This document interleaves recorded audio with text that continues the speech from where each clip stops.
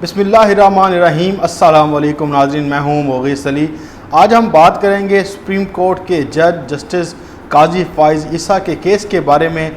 आपको पता है कि बहुत बड़ा केस था और वो आखिरकार इख्तिताम पजीर को पहुँचा है, लेकिन एक अभी मरला जो है वो तय हुआ है, दूसरा मरला शुरू हो गया है और लोगों ने शायद जो हम देख रहे हैं कि रसगुल्ले खाना शुरू कर दिए हैं, उसके ऊपर बात करेंगे। कुछ सोशल मीडिया के हवाले से बात करेंगे और कुछ उन साफ़ियों के बारे में बात करेंगे जिन्होंने जस्टिस काजी फ़ाइज़ ईसा के केस को लेकर जश्न मनाया है।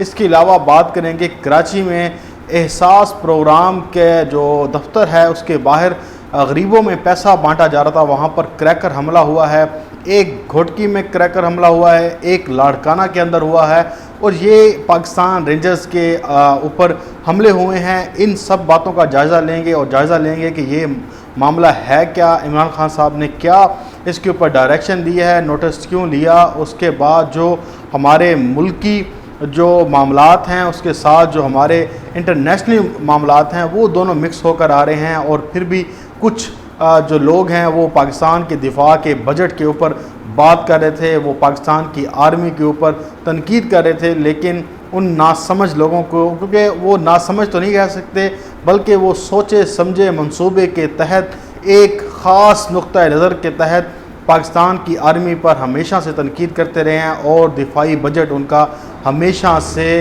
उनका हदफ रहा है। और हमने देखा है कि पाकिस्तान का जो दिफाई बजट है, अगर वो एक सिपाही के ऊपर कॉस्ट देखी जाए तो वो बहुत कम है बानिस्बत हमारे इर्द गिर्द के जो ममालिक हैं, जो हमारे हमसाये ममालिक हैं या चाहे दुनिया के बड़े बड़े ममालिक हो गए, उनके सिपाहियों पर कितना पैसा खर्च होता है, पाकिस्तान के सिपाहियों पर कितना पैसा खर्च होता है, ये सब कुछ मामलात सामने आ चुके हैं। लेकिन फिर भी एक बुग़्ज़ है, एक नफ़रत है जो पाक फ़ौज के हवाले से लोगों में पाई जाती है और वो इसका इजहार करते हैं। लेकिन पहले हम बात कर लेते हैं सुप्रीम कोर्ट के जज जस्टिस काजी फ़ाइज़ ईसा के बारे में। आपने देखा होगा कि इस केस का फ़ैसला आ चुका है और जो इसको सदारती रेफरेंस है उसको कलदम करार दे दिया गया है और जस्टिस काजी फ़ाइज़ ईसा की जो दरख्वास्त है उसको समाअत के लिए मंजूर कर लिया गया है। 7-3 के साथ ये फ़ैसला आया है और फ़ैसला ये आया है कि जो जस्टिस काजी फ़ाइज़ ईसा की अहलिया हैं उन्हें FBI नोटिस करेगा, उनसे जो मनी ट्रायल है, यानी कि ये पैसा बाहर कैसे गया, किस चैनल्स के थ्रू गया, कि कहाँ से पैसा कमाया गया और जायदाद जो बाहर इन्होंने प्रॉपर्टी ख़रीदी थी वो कैसे ली गई, ये FBI इन्वेस्टिगेट करेगा। और तकरीबन 2 से ढाई माह 3 माह दिए हैं, 65 दिन से 70 दिन का मार्जिन दिया गया है। और ये डायरेक्ट जो FBI है वो सुप्रीम कोर्ट को रिपोर्टिंग, सुप्रीम जुडिशल काउंसिल के सेक्रेटरी को रिपोर्टिंग करेगी और वहाँ पर ये मामला फिर आगे देखेंगे कि सुप्रीम जुडिशल काउंसिल इसको टेकअप करती है या फिर ये यहीं पे मामला ख़त्म हो जाता है। लेकिन मैं कानूनी पेचीदगियों में बिल्कुल नहीं जाऊँगा क्योंकि मेरा ये सब्जेक्ट नहीं है, मेरा ये ज़्यादा इसके ऊपर वो जो कह रहे हैं ग्रिप नहीं है। और मैंने हमेशा वो बात की है जिसके ऊपर मुझे ग्रिप हो या जिस पे मैं बात करने के लायक समझता हूँ कि अपने आप को वहाँ पे बात करूँ, तो फिर मैं उस टॉपिक को चूज़ करता हूँ। इसके अलावा मैं उसके ऊपर बात नहीं करता क्योंकि इस तरह आपका भी जो कीमती वक्त है उसका भी ज़िया करना है और अपना वक्त भी उसको भी आपने ज़ाय करना है। इसलिए बेहतर ये है कि आप उसके ऊपर बात करें जिसके ऊपर आपको कमांड हो। अब हमने देखा है कि सदीक जान से जब मैंने फ़ोन पे बात की, मैंने कहा कि यार मामला क्या है और इसको कैसे देखा जाए, तो सदीक जान ने भी खैर काफ़ी वीडियोज़ की हैं इसके ऊपर, बड़ी अच्छी रिपोर्टिंग की है उन्होंने और आपको लाजमी सुनना चाहिए। लेकिन आज के दिन के बारे में उन्होंने कहा कि मुग़ीस, मैं देखकर हैरान रह गया कि सुप्रीम कोर्ट के अंदर ऐसे भी सहाफ़ी थे जो रसगुल्ले खा रहे थे। उन्होंने कहा कि यार ये मेरा काम तो नहीं बनता रसगुल्ले खाने का, ना नवाज शरीफ के नाअहल होने पे, ना इमरान खान के नाअहल होने पे, और ये एक फ़ैसला भी आया है उसके ऊपर लोग टूट टूट कर पड़े हुए हैं, रसगुल्ले खाए जा रहे हैं। यूँ लगता है कि जैसे वो एक ख़ास पार्टी से उनका ताल्लुक़ है और वो जश्न मना रहे थे। लेकिन इसके बाद जब मैं ये सारा नुक्ता नज़र बताने का मकसद ये था कि पाकिस्तान के इंसाफ के ऊपर से जो ज़रा बराबर लोगों को यकीन था आज वो उठ गया है।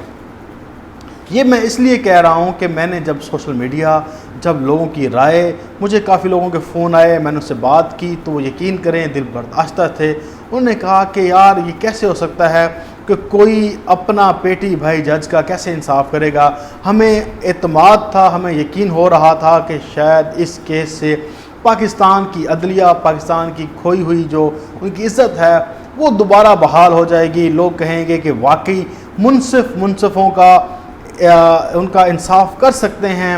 लेकिन उन्होंने कहा कि यार ऐसा नहीं है। आप देखें कि सोशल मीडिया के ऊपर लोग बिल्कुल इस सिस्टम से, इस इंसाफ के निज़ाम से उनका दिल उठ चुका है और वो ये समझते हैं कि इस मुल्क के अंदर ताकतवर का हिसाब नहीं हो सकता, ना ही उनका एहतसाब हो सकता है। आप देखें कि ये मामला क्या था कि ये 13 माह तक केस चला और 40 से ज़ायद इसकी समातें हुई और एक चीज़ पूछी जा रही थी कि जस्टिस साहब, ये काजी फाइज़ साहब से, कि ये जो जायदादें हैं ये कहाँ से बनाई गई हैं। और वो कभी घुमा के बात दे जाते थे कि ये जो सदर हैं, सदर ममलकत, उन्होंने अपनी राय शामिल नहीं की, उन्होंने कोई उसके ऊपर सोचो बुझार नहीं की। प्राइम मिनिस्टर ने भेजा तो डायरेक्ट उन्होंने मेरे खिलाफ सदारती रेफरेंस दायर कर दिया। कभी कहा मेरा मीडिया ट्रायल हो रहा है, कभी वो इमरान खान की जायदादें ले आए तो कभी किसकी ले आए, किसकी ले, भाग दौड़ चलती रही और 13 माह से ज़ायद ये केस चलता रहा मुल्क की सबसे बड़ी अदालत में। और उसके बाद जब सारा मामला ये था कि इनसे पूछा गया था कि इनके जो ज़राए हैं जनाब वो बता दें, मनी ट्रायल पेश कर दें, जैसे नवाज शरीफ से पूछा जाता था। लेकिन आखिरकार जब सारा मामला, जब पूरे पाकिस्तान में ये बात चल पड़ी कि भाई इंसाफ होना चाहिए, तब उन्होंने अपनी अहलिया को कहा कि आप आएँ बयान दें। उन्होंने बताया कि यहाँ से ये ज़राए हैं, वो यहाँ से मैंने पैसे बनाए और यहाँ से मैंने प्रॉपर्टीज़ खरीदी, ये वो ज़राए हैं। तो मुझे बताएं कि इसमें क्या बुरा है। अगर किसी मुनसिफ से पूछ लिया जाए कि ये आपने जायदाद कहाँ से बनाई है, तो क्या वो जब जवाब देने लगेगा तो वो क्या ये पूछेगा कि ये जो शहजाद अकबर साहब हैं इनको किसने राइट दिया मेरी जायदाद पूछने का, ये प्राइम मिनिस्टर कौन होता है, ये हमारी जासूसी हो रही है, एजेंसियाँ हमारी जासूसी कर रही हैं। मतलब है कि हीले बहाने करने से क्या चलता रहा। आज आपने बताया आपकी ये मनी ट्रायल है, अब FBI जो है वो इसकी जांच पड़ताल करेगा। ये बात बहुत समझने की है कि अभी मामला जो है वो वक्ती तौर पर टल गया है, लेकिन जब FBI इसमें से चीज़ें लेकर आएगा सामने, तब देखना होगा कि क्या मुनसिफ फिर मुनसफ़ी करते हैं या फिर उसको दबा दिया जाएगा, या फिर भी उसमें यह कहा जाएगा कि आपने यहाँ पर ये डंडी मारी है, ये डंडी मारी है। तो मेरी बात सुने, आप सब लोग बहुत अच्छी तरह से जानते हैं कि अगर आप, मैं ये मजाका खेज बात नहीं है, वो सही कहते हैं कि अगर किसी आप मौलाना साहब को कहें ना कि इस गधे को हलाल कर दो, तो वो गधे को हलाल कर सकता है। ये हमारे अलमिया है, ये हमारा अलमिया है।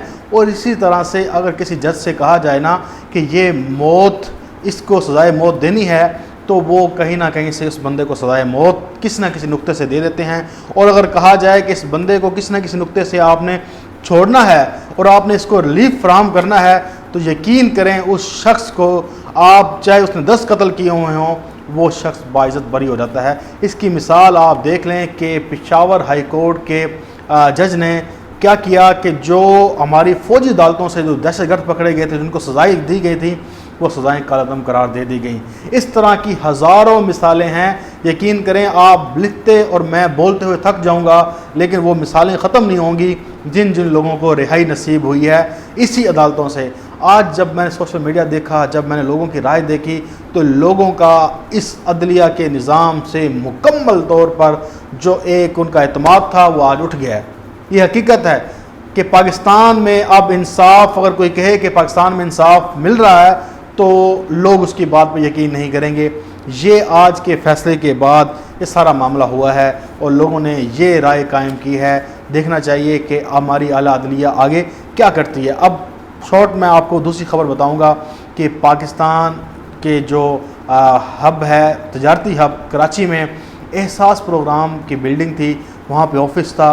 गरीबों को पैसे खर्च करने के लिए वो जो एहसास प्रोग्राम से रकम दी जाती है वो दी जा रही थी, और वहाँ पर क्रैकर हमला हुआ है और वो नामालूम अफराद, ये नामालूम अफराद कराची में फिर आ गए हैं, लाड़काना में आ गए, सिंध में आ गए। ये मामला अजीब व गरीब लग रहा है कि ये पता नहीं अचानक क्या ऐसा हो गया कि एक तो अल्ताफ़ हुसैन का नाम, जो इमरान फ़ारूक कत्ल केस में उनका नाम आया, उसके बाद कराची में इमरान खान, जिस एहसास प्रोग्राम को बड़ा अच्छा समझते हैं, जो उनका इनिशिएटिव है, जो उनका एक दिल के करीब प्रोग्राम है, वो एहसास प्रोग्राम है, उसके दफ्तर के बाहर हमला होता है। एक शख्स जाँ बहक हो जाता है और 8 से 9 लोग ज़ख्मी हो जाते हैं। पता नहीं कौन है, किसने किया, और ये वज़ीर सिंध ने नोटिस ले लिया जी इसका मामला क्या है कि ये कैसे हुआ। अब आपको पता है कि नोटिस जो CM सिंध ने लिया है वो उसका जवाब बस आएगा, ये समझ लें। घोटगी में रेंजर्स के ऊपर ताक लगा कर क्रैकर हमला किया गया। वहाँ से रोज़ाना की बुनियाद पर उस गाड़ी आती थी रेंजर की, गोश्त की दुकान से गोश्त लेती थी, वहीं पे क्रैकर हमला हुआ, वहाँ पे छुपाया गया था। और वो जब हुआ तो वहाँ पर 2 एहलकार शहीद हो गए हैं, 2 राहगीर भी ज़ख्मी शहीद हुए हैं। ये 4 बंदे जो हैं वो जहाँ बाग हो गए हैं। उसके बाद लाड़काना में भी हमला हुआ है, लेकिन वहाँ पर कोई ज़ख्मी हुए हैं मामूली से, लेकिन शहादत की खबर नहीं हम तक पहुँची। तो उसके बाद आप देखें कि ये पाकिस्तान रेंजर्स, सिंध रेंजर्स जो कराची में सिंध में एक अमन व अमान कायम करने के लिए मौजूद है, उसके ऊपर हमले हो रहे हैं। और एक तरफ मोदी हमारी LOC पर दरअंदाजी कर रहा है, दूसरी तरफ चीन और इंडिया का मामला चल रहा है। आपने देखा कि एक नेपाल और इंडिया का मामला चल रहा है, इसके साथ पाकिस्तान के साथ, इस खित्ते के साथ कितने मसाइल हो सकते हैं। एक तरफ हमें बैरूनी साजिशों का सामना है, दूसरी तरफ ये अंदरूनी साजिशें हमारे सामने नज़र आ रही हैं। और इसके बाद भी अगर कहें कि पाकिस्तान की फ़ौज, पाकिस्तान की जो आर्मी है वो बजट खा जाती है, वो बजट ले जाती है, ये कितनी अफसोसनाक बात है, ये कितनी दिल दुखाने वाली बात है कि आप मुल्क के ख़िलाफ़ बोलते हैं, मुल्क की आर्मी के ख़िलाफ़ बोलते हैं, जिसके जवान हमारे लिए शहादतें देते हैं। आप जाकर ये बात तो करके देखें, भारत में आपकी ज़ुबान खींच लेंगे वो। आप जाकर चीन में बात तो करके देखें, आपकी वो ज़ुबान खींच कर वो आपको शक्ल किसी की दिखाने के लायक नहीं दिखाएंगे वो, क्योंकि वो समझते हैं कि सबसे पहले मुल्क का दिफा, ये मुल्क है तो हम हैं, ये मुल्क नहीं है तो फिर कुछ भी नहीं है। वो सबसे पहले अपने जो गद्दार हैं उनको सजाएं देते हैं, ताकि वो कभी अपनी आर्मी पर ना भौंकें, कभी मुल्क के लिए ना भौंकें। क्योंकि देखें, ये वतन, ये मुल्क हमारा है और हम इससे किसी भी तरह से कोई गद्दारी नहीं कर सकते। जो गद्दारी करेगा वो उसकी सज़ा भरेगा और उसको भरनी भी चाहिए। अब ये देखें कि सारा मामला है रेंजर सिंध के अंदर काम कर रही है, क्या उसको रोकने के लिए काम किया जा रहा है, या फिर एक सिंध के अंदर जो लॉकडाउन और ये जो मामले चल रहे हैं करप्शन के, क्या इससे नज़रें चुराई जा रही हैं। ये बड़े सवालात खड़े होते हैं। यकीन माने इमरान खान ने इसके ऊपर नोटिस ले लिया है और ये मामला भी सामने आ जाएगा, वज़ारत दाखिला इसको देख रही है। लेकिन ये बड़ी हैरानकुन बातें हैं कि ये अचानक कैसे हो गया कि मुल्क के अंदर आप देखें, रावलपिंडी में 10 दिन पहले, एक हफ़्ता पहले एक क्रैकर हमला होता है। इससे पहले 10 जून को कराची में एक क्रैकर हमला हुआ है। तो ये फिर क्या अफरा तफरी फैलाने की कोशिश की जा रही है, क्या फिर पाकिस्तान में के अंदर दहशतगर्दी फैलाने की कोशिश की जा रही है। ये नासूर कहाँ से आ गए हैं, इनका सामने से हमें जो है इनका सामना करना पड़ेगा। ये देखना पड़ेगा कि ये मामला किस तरफ जा रहा है। ये छोटी छोटी बातें हैं, यकीन करें आप लोग, शायद आप लोगों के लिए छोटी बात हो कि क्रैकर हमला हो गया, 2 एहलकार ज़ख्मी हो गए या शहीद हो गए, लेकिन ये एक आगे आने वाला तूफ़ान है। ये हमें वो कहते हैं ना कि जैसे एक हमें निशानदेही कर रहा है कि ये आने वाले जो दिन हैं ये हमारे लिए खौफनाक साबित हो सकते हैं। इसलिए इनके ऊपर काबू पाना ज़रूरी है और देखना चाहिए कि इस अफरा तफरी में, इस सारे मामले में कौन कौन मुलव्वस है और उसके क्या अज़ाइम हैं और वो चाहता क्या है पाकिस्तान से।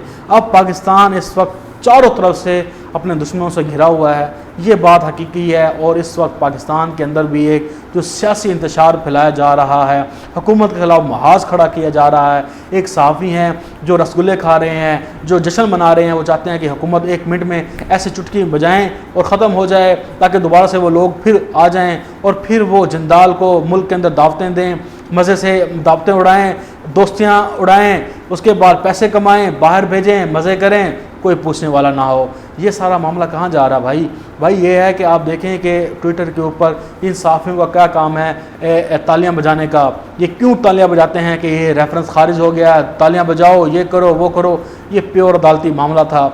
एक चीज़ पूछी गई थी, हकीकत में यकीन करें साफ बात थी कि ये यकीन करें अगर मेरे पास एक पेन भी है ना, तो कोई मुझसे पूछेगा ये तूने पेन कहाँ से लिया है, तो मैं ये नहीं कहूँगा कि यार ये तूने जो घड़ी पहनी हुई तूने कहाँ से ली है। मैं कहूँगा कि यार ये मैंने 10 रुपये का, 20 रुपये का, 50 रुपये का इस दुकान से लिया है और मैं आपको ले चलता हूँ, इस दुकान से पता करा देता हूँ, या ये मेरे पास रसीद है, मैं ये कर सकता हूँ। ये कभी नहीं कहूँगा कि तुमने ये मोबाइल कहाँ से लिया, तुमने ये क्यों लिया, वो क्यों लिया, तुम क्यों पूछ रहे हो। ये बातें जेब नहीं देती। ये बिल्कुल सीधा केस था।